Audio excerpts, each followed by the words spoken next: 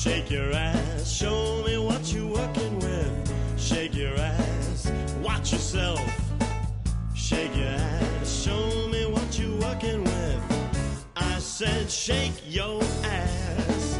I came here with my dick in my hand.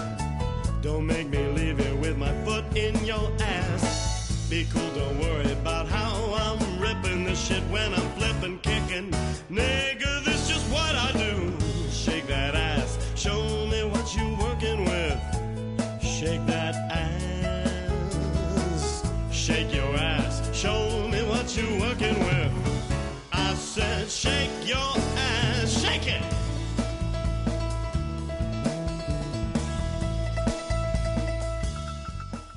It's unthinkable. It's insane. And yet here I sit, ready to defend the notorious flop. That's right. This week I'm talking about Cool as Ice.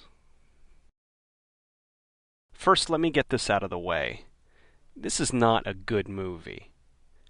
This is a great movie. Seriously, though. Cool as Ice is quite possibly the most ridiculous thing I've ever seen. And I've seen from Justin to Kelly, Leonard Part 6, and Fat Guy Goes Nutsoid. Before I start, I want to say to all the people who hate this movie, think for a second. Have you actually seen the movie? If all the people who hate this movie actually watched it, then it would have been a box office smash instead of the horrific $1.1 million it made.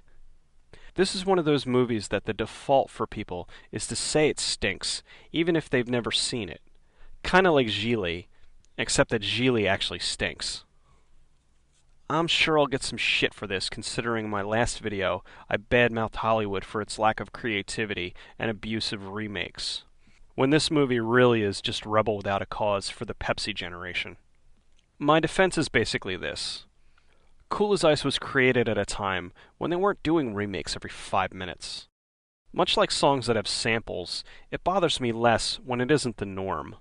However, when everyone's doing it, it's maddening. The second thing is, remakes work if they take the core element of a movie or show and then go in a different direction with it. Can you think of a further departure from the James Dean original than the rap-ish infused version with Vanilla Ice? I think the only way that this could be any further from the original is if they decided to do the whole thing in space. With that out of the way, let's get into the movie and why you should give 90 minutes of your day to one of the most despised movies of all time. Cool as Ice is a 1991 musical? Comedy? From director David Kellogg. It was created for one reason and one reason only: to put Vanilla Ice in a movie.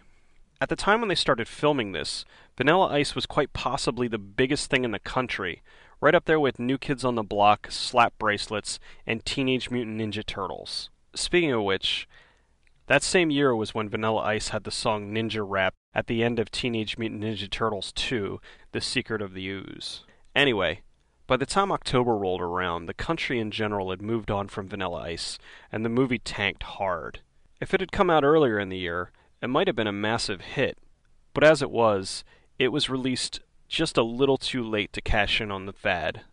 If the timing on the film had been different... So let's talk a little bit more about this thing, shall we? Director David Kellogg has since disowned the film. This is a guy whose only credits up to this point are a bunch of Playboy videos. He later directed Inspector Gadget, which was freaking awful. My wife walked in on me one day while I was watching Inspector Gadget, and I think I would have been less embarrassed if she had just caught me masturbating. Vanilla Ice plays Johnny, who is essentially Vanilla Ice. What can I say that hasn't already been said on VH1 Behind the Music? Vanilla changed his musical style a few times, and currently plays a mix of rock-influenced material mixed with old-school hip-hop. Being a huge fan of motorcycles, he was a motocross rider for a number of years, and was a Florida state champion. His current girlfriend owns a Miami surf shop, which she named To the Extreme after his first album. Look at his hair. It looks like a treasure map. Hey, wait a minute! That's cherry pie! Oh, hell yeah! She's my cherry pie. Cool drink of water, such a sweet surprise. Tastes so good, make Kristen Minter plays Kathy, or as he calls her, Kathy. Cat.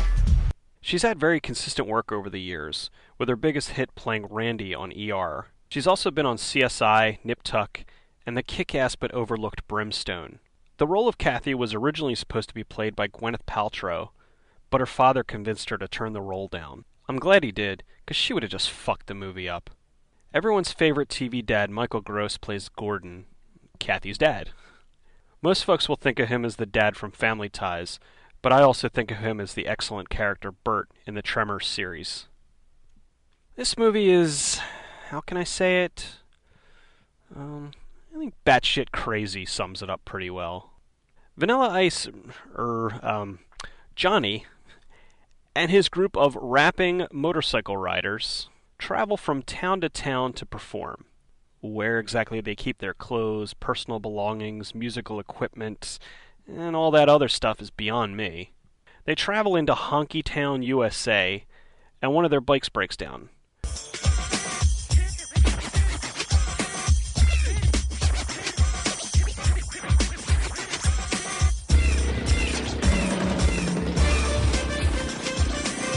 They happen to stop in front of Pee-wee's Playhouse, and the elderly couple that lives there also happen to own a repair shop. The bike will take a few days to fix, but that will give Johnny more than enough time to get Kathy to fall in love with him. And why wouldn't she? He almost gets her killed.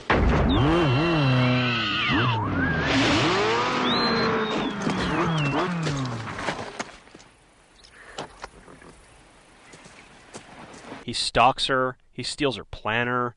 No, but check this out. I got me more than that, G. Little black book. He breaks into her house and drizzles pre-cum into her mouth. Okay, that's not what it is. It's ice. But they do play a little too weird with the scene. Plus, where the hell did he get an ice cube? He broke into her house, goes into her freezer, and gets an ice cube, and then sticks it into her mouth? What the fuck? How can you not love his cocksure attitude? Who punches a door? There's also this plot about how Kathy's dad is really in the witness relocation program and how there are bad cops that are trying to kill or blackmail him or something, but that gets pushed aside for more ice montage. Seriously, this movie is about 50% montage. Alright, here's the lowdown. The film is poorly written. It's filmed in such a way as to try and conceal the lead star's acting abilities. And it's just plain goofy. Yo, I'm out of here.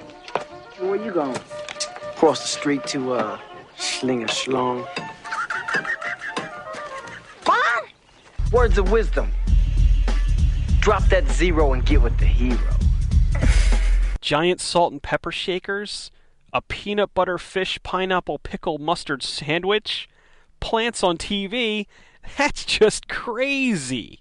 If this movie's so bad, then why can't I stop watching it? It's stupid, but damn it if it isn't entertaining. I'm not putting it in the category of good with something brilliant like Fight Club, but I will put it in with something like Attack of the Killer Tomatoes or Leprechaun in Space. Wow, that comparison isn't really going to make people want to rush out and see this. Even though you should. Well, if you'll excuse me, I'm gonna go schling-a-schlong. Did I really just say that? Play me out, keyboard cat.